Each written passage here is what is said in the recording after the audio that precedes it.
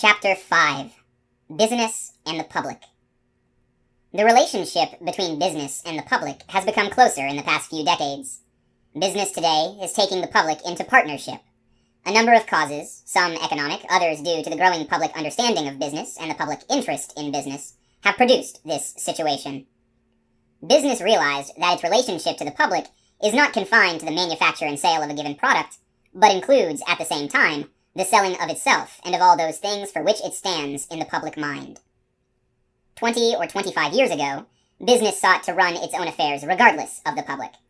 The reaction was the muckraking period, in which a multitude of sins were justly and unjustly laid to the charge of the interests.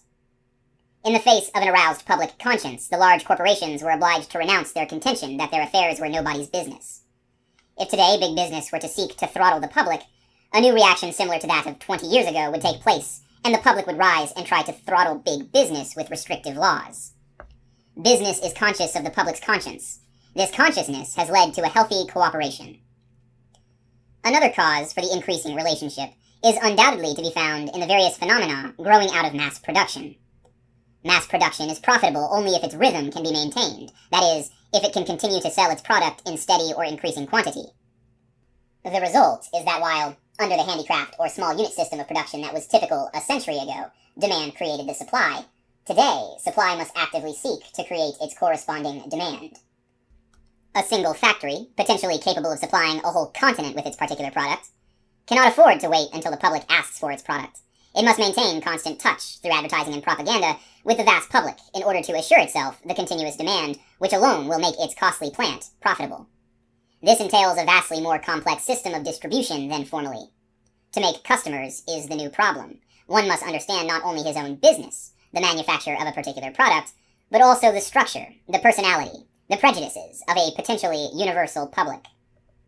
Still, another reason is to be found in the improvements in the techniques of advertising, as regards both the size of the public which can be reached by the printed word and the methods of appeal. The growth of newspapers and magazines having a circulation of millions of copies, and the art of the modern advertising expert in making the printed message attractive and persuasive, have placed the businessman in a personal relation with a vast and diversified public. Another modern phenomenon, which influences the general policy of business, is the new competition between certain firms and the remainder of the industry to which they belong. Another kind of competition is between whole industries in their struggle for a share of the consumer's dollar. When, for example, a soap manufacturer claims that his product will preserve youth, he is obviously attempting to change the public's mode of thinking about soap in general, a thing of grave importance to the whole industry. Or when the metal furniture industry seeks to convince the public that it is more desirable to spend its money for metal furniture than for wood furniture, it is clearly seeking to alter the taste and standards of a whole generation. In either case, business is seeking to inject itself into the lives and customs of millions of persons. Even in a basic sense, business is becoming dependent on public opinion. With the increasing volume and wider diffusion of wealth in America, thousands of persons now invest in industrial stocks. New stock or bond flotations, upon which an expanding business must depend for its success, can be effected only if the concern has understood how to gain the confidence and goodwill of the general public. Business must express itself and its entire corporate existence so that the public will understand and accept it. It must dramatize its personality and interpret its objectives in every particular in which it comes into contact with the community or the nation of which it is a part. An oil corporation which truly understands its many-sided relation to the public will offer that public not only good oil, but a sound labor policy. A bank will seek to show not only that its management is sound and conservative, but also that its officers are honorable both in their public and in their private life. A store specializing in fashionable men's clothing will express in its architecture the authenticity of the goods it offers. A bakery will seek to impress the public with the hygienic care observed in its manufacturing process, not only by wrapping its loaves in dust-proof paper and throwing its factory open to public inspection, but also by the cleanliness and attractiveness of its delivery wagons. A construction firm will take care that the public knows not only that its buildings are durable and safe, but also that its employees, when injured at work, are compensated. At whatever point a business enterprise impinges on public consciousness, it must seek to give its public relations the particular character which will conform to the objectives which it is pursuing.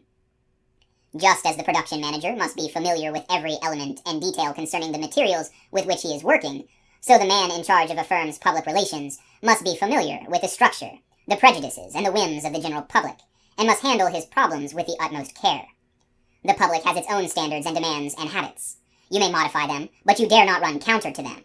You cannot persuade a whole generation of women to wear long skirts, but you may, by working through leaders of fashion, persuade them to wear evening dresses which are long in back. The public is not an amorphous mass which can be molded at will or dictated to. Both business and the public have their own personalities which must somehow be brought into friendly agreement. Conflict and suspicion are injurious to both. Modern business must study on what terms the partnership can be made amicable and mutually beneficial. It must explain itself, its aims, its objectives to the public in terms which the public can understand and is willing to accept. Business does not willingly accept dictation from the public. It should not expect that it can dictate to the public. While the public should appreciate the great economic benefit which business offers, thanks to mass production and scientific marketing, business should also appreciate that the public is becoming increasingly discriminative in its standards and should seek to understand its demands and meet them. The relationship between business and the public can be healthy only if it is the relationship of give and take. It is this condition and necessity which has created the need for a specialized field of public relations. Business now calls in the Public Relations Council to advise it, to interpret its purpose to the public, and to suggest those modifications which may make it conform to the public demand. The modifications then recommended to make the business conform to its objectives and to the public demand may concern the broadest matters of policy or the apparently most trivial details of execution. It might, in one case, be necessary to transform entirely the lines of goods sold to conform to changing public demands. In another case, the trouble may be found to lie in such small matters as the dress of the clerks. A jewelry store may complain that its patronage is shrinking upwards because of its reputation for carrying high-priced goods. In this case, the Public Relations Council might suggest the featuring of medium-priced goods, even at a loss, not because the firm desires a large medium-priced trade as such, but because, out of 100 medium-priced customers acquired today, a certain percentage will be well-to-do 10 years from now. A department store, which is seeking to gather in the high-class trade, may be urged to employ college graduates as clerks or to engage well-known modern artists to design show windows or special exhibits. A bank may be urged to open a Fifth Avenue branch, not because the actual business done on Fifth Avenue warrants the expense, but because a beautiful Fifth Avenue office correctly expresses the kind of appeal which it wishes to make to future depositors, and, viewed in this way, it may be as important that the doorman be polite or that the floors be kept clean as that the branch manager be an able financier. Yet the beneficial effect of this branch may be cancelled if the wife of the president is involved in a scandal. Big business studies every move which may express its true personality. It seeks to tell the public in all appropriate ways, by the direct advertising message and by the subtlest aesthetic suggestion, the quality of the goods or services which it has to offer. A store which seeks a large sales volume in cheap goods will preach prices day in and day out, concentrating its whole appeal on the ways in which it can save money for its clients. But a store seeking a high margin of profit on individual sales would try to associate itself with the distinguished and the elegant, whether by an exhibition of old masters or through the social activities of the owner's wife. The public relations activities of a business cannot be a protective coloring to hide its real aims. It is bad business as well as bad morals to feature exclusively a few high-class articles when the main stock is of medium grade or cheap, for the general impression given is a false one. A sound public relations policy will not attempt to stampede the public with exaggerated claims and false pretenses, but to interpret the individual business vividly and truly through every avenue that leads to public opinion. The New York Central Railroad has for decades sought to appeal to the public not only on the basis of the speed and safety of its trains, but also on the basis of their elegance and comfort. It is appropriate that the corporation should have personified to the general public in the person of so suave and ingratiating a gentleman as Chauncey M. Depew, an ideal window dressing for such an enterprise. While the concrete recommendations of the Public Relations Council may vary infinitely according to the individual's circumstances, his general plan of work may be reduced to two types, which I might term continuous interpretation and dramatization of high spotting. The two may be alternative or may be pursued concurrently. Continuous interpretation is achieved by trying to control every approach to the public mind in such a manner that the public receives the desired impression, often without being conscious of it. High spotting, on the other hand, vividly seizes the attention of the public and fixes it upon some detail or aspect which is typical of the entire enterprise. When a real estate corporation, which is erecting a tall office building, makes it 10 feet taller than the highest skyscraper in existence, that is dramatization. Which method is indicated, or whether both be indicated concurrently, can be determined only after a full study of objectives and specific possibilities. Another interesting case of focusing public attention on the virtues of a product was shown in the case of gelatin. Its advantages in increasing the digestibility and nutritional value of milk were proven in the Mellon Institute of Industrial Research. The suggestion was made and carried out that to further this knowledge, gelatin be used by certain hospitals and school systems to be tested out there. The favorable results of such tests were then projected to other leaders in the field, with the result that they followed that group leadership and utilized gelatin for the scientific purposes which had been proven to be sound at the research institution. The idea carried momentum. The tendency of big business is to get bigger. Through mergers and monopolies, it is constantly increasing the number of persons with whom it is in direct contact. All this has intensified and multiplied the public relationships of business. The responsibilities are of many kinds. There is a responsibility to the stockholders, numbering perhaps 5 persons or 500,000, who have entrusted their money to the concern and have the rights to know how the money is being used. A concern, which is fully aware of its responsibility towards its stockholders, will furnish them with frequent letters urging them to use the product in which their money is invested, and use their influence to promote its sale. It has a responsibility toward the dealer, which it may express by inviting him, at its expense, to visit the home factory. It has a responsibility toward the industry as a whole, which should restrain it from making exaggerated and unfair selling claims. It has a responsibility toward the retailer, and will see to it that its salesmen express the quality of the product which they have to sell. There is a responsibility toward the consumer, who is pressed by a clean and well-managed factory, open to his inspection. And the general public, apart from its function as a potential consumer, is influenced in its attitude toward the concern by what it knows of that concern's financial dealings, its labor policy, even by the livableness of the houses in which its employees dwell. There is no detail too trivial to influence the public in a favorable or unfavorable sense. The personality of the president may be a matter of importance, for he perhaps dramatizes the whole concern to the public mind. It may be very important to what charities he contributes, in what civic societies he holds office. If he is a leader in his industry, the public may demand that he be a leader in his community. The businessman has become a responsible member of the social group. It is not a question of ballyhoo, of creating a picturesque fiction for public consumption. It is merely a question of finding the appropriate modes of expressing the personality that is to be dramatized. Some businessmen can be their own best public relations counsel, but in the majority of cases, knowledge of the public mind and of the ways in which it will react to an appeal is a specialized function which must be undertaken by the professional expert. Big business, I believe, is realizing this more and more. It is increasingly availing itself of the services of the specialist in public relations, whatever may be the title accorded him. And it is my conviction that as big business becomes bigger, the need for expert manipulation of its innumerable contacts with the public will become greater. One reason the public relations of a business are frequently placed in the hands of an outside expert, instead of being confided to an officer of the company, is the fact that the correct approach to a problem may be indirect. For example, when the luggage industry attempted to solve some of its problems by a public relations policy, it was realized that the attitude of railroads, of steamship companies, and of foreign government-owned railroads was an important factor in the handling of luggage. If a railroad and baggage man, for their own interest, can be educated to handle baggage with more facility and promptness, with less damage to the baggage and less inconvenience to the passenger, if the steamship company lets down, in its own interests, its restrictions on luggage, if the foreign government eases up on its baggage costs and transportation in order to further tourist travel, well then the luggage manufacturers will profit. The problem then, to increase the sale of their luggage, was to have these and other forces come over to their point of view. Hence the public relations campaign was directed not to the public, who were the ultimate consumers, but to these other elements. Also, if the luggage manufacturer can educate the general public on what to wear on trips and when to wear it, he may be increasing the sale of men's and women's clothing, but he will, at the same time, be increasing the sale of his luggage. Propaganda, since it goes to basic causes, can very often be most effective through the manner of its introduction. A campaign against unhealthy cosmetics might be waged by fighting for a return to the washcloth and soap, a fight that very logically might be taken up by health officials all over the country, who would urge the return to the salutary and helpful washcloth and soap instead of cosmetics. The development of public opinion for a cause or line of socially constructive action may very often be the result of a desire on the party of the propagandist to meet successfully his own problem which the socially constructive cause would further. And by doing so, he is actually fulfilling a social purpose in the broadest sense. The soundness of a public relations policy was likewise shown in the case of a shoe manufacturer who made service shoes for patrolmen, firemen, letter carriers, and men in similar occupations.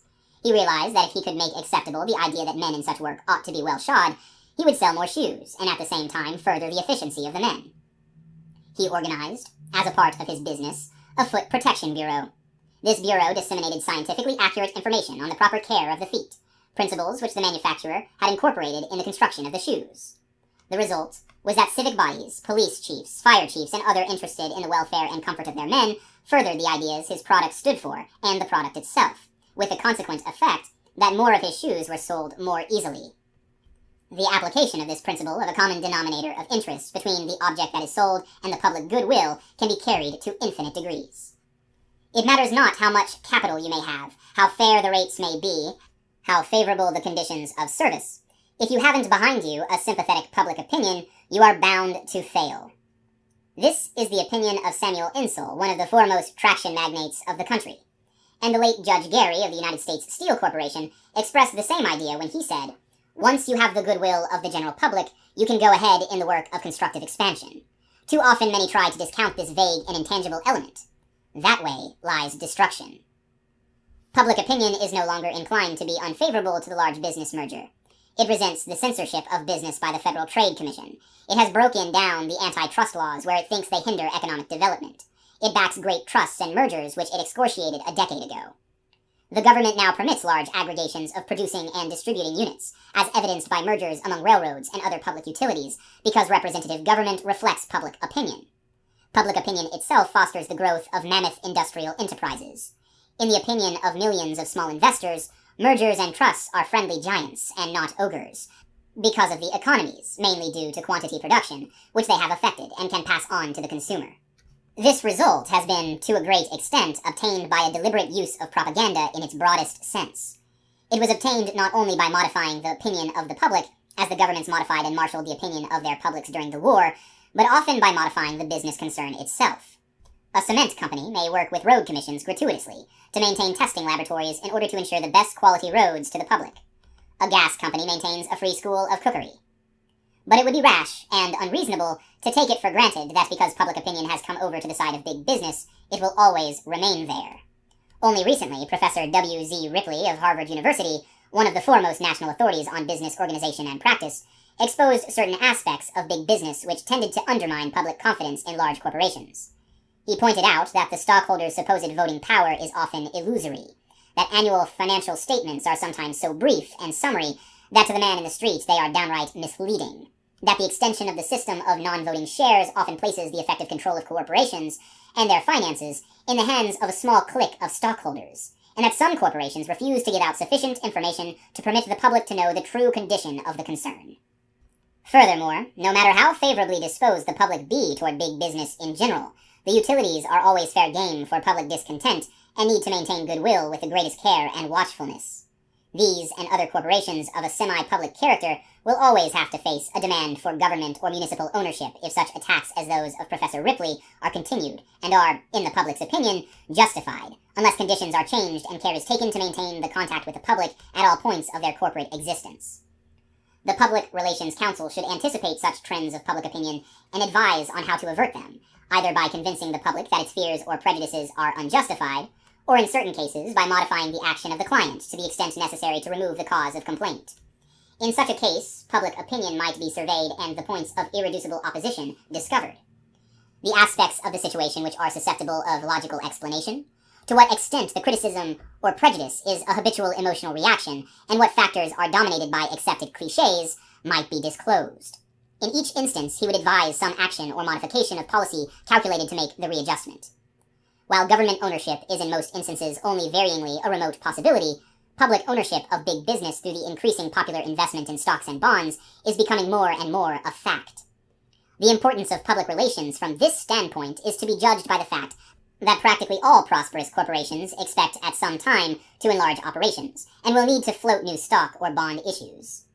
The success of such issues depends upon the general record of the concern in the business world, and also upon the goodwill which it has been able to create in the general public. When the Victor Talking Machine Company was recently offered to the public, millions of dollars worth of stock were sold overnight. On the other hand, there were certain companies which, although they were financially sound and commercially prosperous, would be unable to float a large stock issue because public opinion is conscious of them, or has some unanalyzed prejudice against them. To such an extent is the successful floating of stocks and bonds dependent upon the public favor, that the success of a new merger may stand or fall upon the public acceptance which is created for it. A merger may bring into existence huge new resources, and these resources, perhaps amounting to millions of dollars in a single operation, can often fairly be said to have been created by the expert manipulation of public opinion. It must be repeated that I am not speaking of artificial value given to a stock by dishonest propaganda or stock manipulation, but of the real economic values which are created when genuine public acceptance is gained for industrial enterprise and becomes a real partner in it. The growth of big business is so rapid that in some lines ownership is more international than national. It is necessary to reach ever larger groups of people if modern industry and commerce are to be financed. Americans have purchased billions of dollars of foreign industrial securities since the war, and Europeans own, it is estimated, between $1 and $2 billion worth of ours. In each case, public acceptance must be obtained for the issue and the enterprise behind it. Public loans, state or municipal, to foreign countries depend upon the goodwill which those countries have been able to create for themselves here. An attempted issue by an East European country is faring badly largely because of unfavorable public reaction to behavior of members of the ruling family. But other countries have no difficulty in placing any issue because the public is already convinced of the prosperity of these nations and the stability of their governments. The new technique of public relations counsel is serving a very useful purpose in business by acting as a complement to legitimate advertisers and advertising and helping to break down unfair, competitive, exaggerated, and overemphatic advertising by reaching the public with the truth through other channels than advertising. Where two competitors in a field are fighting each other with this type of advertising, they are undermining that particular industry to a point where the public may lose confidence in the whole industry. The only way to combat such unethical methods is for ethical members of the industry to use the weapon propaganda in order to bring out the basic truths of the situation. Take the case of toothpaste, for instance. Here is a highly competitive field in which the preponderance of public acceptance of one product over another can very legitimately rest in inherent values. However, what has happened in this field? One or two of the large manufacturers have asserted advantages for their toothpaste which no single toothpaste discovered up to the present time can possibly have. The competing manufacturer is put in the position either of overemphasizing an already exaggerated emphasis, or of letting the overemphasis of his competitor take away his markets. He turns to the weapon of propaganda, which can effectively, through various channels of approach to the public, the dental clinics, the schools, the women's clubs, the medical colleges, the dental press, and even the daily press, bring to the public the truth of what a toothpaste can do. This will, of course, have its effect in making the honestly advertised toothpaste get to its real public. Propaganda is potent in meeting unethical or unfair advertising. Effective advertising has become more costly than ever before. Years ago, when the country was smaller and there was no tremendous advertising machinery, it was comparatively easy to get countrywide recognition for a product. A corps of traveling salesmen might persuade the retailers, with a few cigars and a repertory of funny stories, to display and recommend their article on a nationwide scale. Today, a small industry is swamped unless it can find appropriate and relatively inexpensive means of making known the special virtues of its product, while larger industries have sought to overcome the difficulty by cooperative advertising, in which associations of industries compete with other associations. Mass advertising has produced new kinds of competition. Competition between rival products in the same line is, of course, as old as economic life itself. In recent years, much has been said of the new competition. We have discussed it in a previous chapter, between one group of products and another. Stone competes against wood for building, linoleum against carpets, oranges against apples, tin against asbestos for roofing. This type of competition has been humorously illustrated by Mr. O.H. Cheney, Vice President of the American Exchange and Irving Trust Company of New York, in a speech before the Chicago Business Forum. "Do you represent the millinery trades?" said Mr. Cheney. "The man at your side may serve the fur industry, and by promoting the style of big fur collars on women's coats, he is ruining the hat business by forcing women to wear small and inexpensive hats. You may be interested in the ankles of the fair sex. You may represent the silk hosiery industry. You have two brave rivals who are ready to fight to the death, to spend millions in the fight, for the glory of those ankles. The leather industry, which has suffered from the low show vogue, and the fabrics manufacturers who yearn for the good old days when skirts were skirts. If you represent the plumbing and heating business, you are the mortal enemy of the textile industry, because warmer homes means lighter clothes. If you represent the printers, how can you shake hands with the radio equipment man? These are really only obvious forms of what I have called the new competition. The old competition was that between the members of each trade organization. One phase of the new competition is that between the trade associations themselves, between you gentlemen who represent those industries. Inter-commodity competition is the new competition between products used alternatively for the same purpose. Inter-industrial competition is the new competition between apparently unrelated industries which affect each other, or between such industries as compete for the consumer's dollar, and that means practically all industries. Inter-commodity competition is, of course, the most spectacular of all. It is the one which seems most of all to have caught the business imagination of the country. More and more businessmen are beginning to appreciate what inter-commodity competition means to them. More and more they are calling upon their trade associations to help them, because inter-commodity competition cannot be fought single-handed. Take the Great War on the dining room table, for instance. 3 times a day, practically every dining room table in the country is the scene of a fierce battle in competition. Shall we have prunes for breakfast? No, cry the embattled orange growers and the massed legions of pineapple canners. Shall we eat sauerkraut? Why not eat green olives? Is the answer of the Spaniards. Eat macaroni as a change from potatoes, says one advertiser. And will the potato growers take this challenge lying down? The doctors and dietitians tell us that a normal hardworking man needs only about 2,000 or 3,000 calories of food a day. A banker, I suppose, needs a little less. But what am I to do? The fruit growers, the wheat raisers, the meat packers, the milk producers, the fishermen all want me to eat more of their products and are spending millions of dollars a year to convince me. Am I to eat to the point of exhaustion, or am I to obey the doctor and let the farmer and the food packers and the retailer go broke? Am I to balance my diet in proportion to the advertising appropriations of the various producers? Or am I to balance my diet scientifically and let those who overproduce go bankrupt? The new competition is probably keenest in the food industries because we have a very real limitation on what we can consume. In spite of higher incomes and higher living standards, we cannot eat more than we can eat. I believe that competition in the future will not be only an advertising competition between individual products or between big associations, but that it will, in addition, be a competition of propaganda. The businessman and advertising man is realizing that he must not discard entirely the methods of Barnum in reaching the public. An example in the annuals of George Harrison Phelps of the successful utilization of this type of appeal was the nationwide hookup which announced the launching of the Dodge Victory 6 car. Millions of people, it is estimated, listened in to this program broadcast over 47 stations. The expense was more than $60,000. The arrangements involved an additional telephonic hookup of 20,000 miles of wire and included transmission from Los Angeles, Chicago, Detroit, New Orleans, and New York.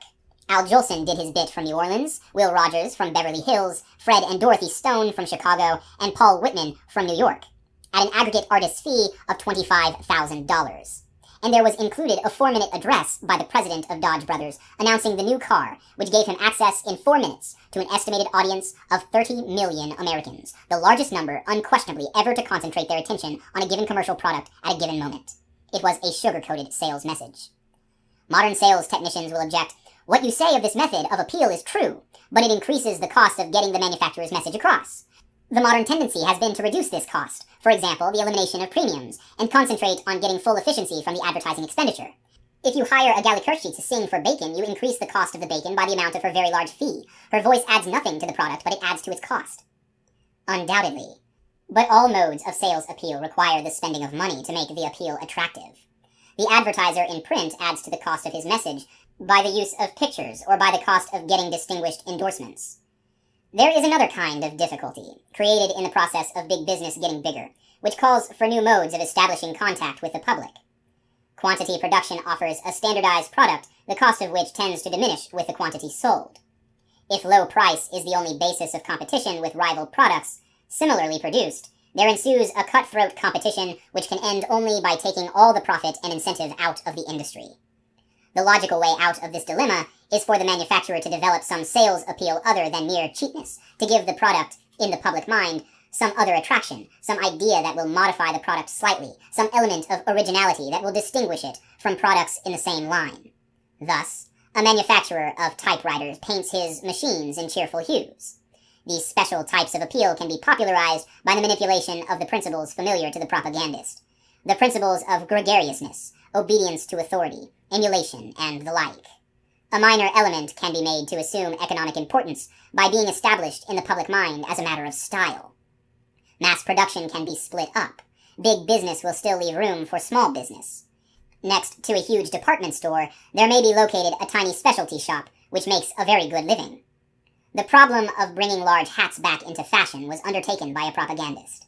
The millinery industry 2 years ago was menaced by the prevalence of the simple felt hat, which was crowding out the manufacture of all other kinds of hats and hat ornaments. It was found that hats could roughly be classified in 6 types. It was found, too, that 4 groups might help to change hat fashions: the society leader, the style expert, the fashion editor and writer, the artist who might give artistic approval to the styles, and beautiful mannequins. The problem, then, was to bring these groups together before an audience of hat buyers. A committee of prominent artists was organized to choose the most beautiful girls in New York to wear, in a series of tableaux, the most beautiful hats in the style classifications, at a fashion fete at a leading hotel. A committee was formed of distinguished American women who, on the basis of their interest in the development of an American industry, were willing to add the authority of their names to the idea. A style committee was formed of editors of fashion magazines and other prominent fashion authorities who were willing to support the idea. The girls in their lovely hats and costumes paraded on the running board before an audience of the entire trade. The news of the event affected the buying habits not only of the onlookers, but also of the women throughout the country. The story of the event was flashed to the consumer by her newspaper, as well as by the advertisements of her favorite store. Broadsides went to the millinery buyer from the manufacturer. One manufacturer stated that whereas before the show he had not sold any large trimmed hats, after it he had sold thousands. Often, the public relations is called in to handle an emergency situation. A false rumor, for instance, may occasion an enormous loss in prestige and money, if not handled promptly and effectively. An incident such as the one described in the New York American of Friday, May 21st, 1926, shows what the lack of proper technical handling of public relations might result in. $1 million lost by false rumor on Hudson stock. Hudson Motor Company stock fluctuated widely around noon yesterday, and losses estimated at $500,000 to $1 million were suffered as a result of the widespread flotation of false news regarding dividend action. The directors met in Detroit at 12:30 New York time to act on a dividend. Almost immediately, a false report that only the regular dividend had been declared was circulated. At 12:46, the Dow Jones & Co. ticker service received the report from the stock exchange firm, and its publication resulted in further drop in the stock. Shortly after 1 o'clock, the ticker services received official news that the dividend had been increased and a 20% stock distribution authorized. They rushed the correct news out on their tickers, and Hudson stock immediately jumped more than 6 points. A clipping from the Journal of Commerce of April 4th, 1925, is reproduced here as an interesting example of a method to counteract a false rumor. Beechnut head hometown guest, Bartlett R. Kelly signally honored by communities of Mohawk Valley. Canajoharie, New York, April 3rd. Today was Beechnut Day in this town, in fact, for the Mohawk Valley. Businessmen and practically the whole community of this region joined in a personal testimonial to Bartlett R. Kelly of New York City, president of the Beechnut Packing Company of this city, in honor of his firm refusal to consider selling his company to other financial interests to move elsewhere.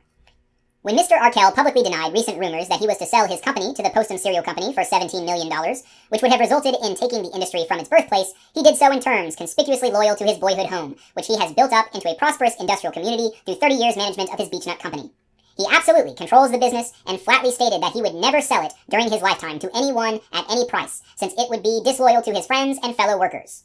And the whole Mohawk Valley spontaneously decided that such spirit deserved public recognition, hence today's festivities. More than 3,000 people participated, headed by a committee comprising W.J. Roser, Chairman, B.F. Spraker, H.V. Bush, B.F. Diefendorf, and J.H. Cook. They were backed by the Canajoharie and the Mohawk Valley Chambers of Businessmen's Associations. Of course, everyone realized after this that there was no truth in the rumor that the Beechnut Company was in the market. A denial would not have carried as much conviction. Amusement, too, is a business, one of the largest in America. It was the amusement business, first the circus and the medicine show, then the theater, which taught the rudiments of advertising to industry and commerce. The latter adopted the ballyhoo of the show business. But under the stress of practical experience, it adapted and refines these crude advertising methods to the precise ends it sought to obtain. The theater has, in its turn, learned from business, and has refined its publicity methods to the point where the old stentorian methods are in the discard. The modern publicity director of a theater syndicate or a motion picture trust is a businessman, responsible for the security of tens or hundreds of millions of dollars of invested capital. He cannot afford to be a stunt artist or a freelance adventurer in publicity. He must know his public accurately and modify its thoughts and actions by means of the methods which the amusement world has learned from its old pupil, big business. As public knowledge increases and public taste improves, business must be ready to meet them halfway. Modern business must have its finger continuously on the public pulse. It must understand the changes in the public mind and be prepared to interpret itself fairly and eloquently to changing opinion.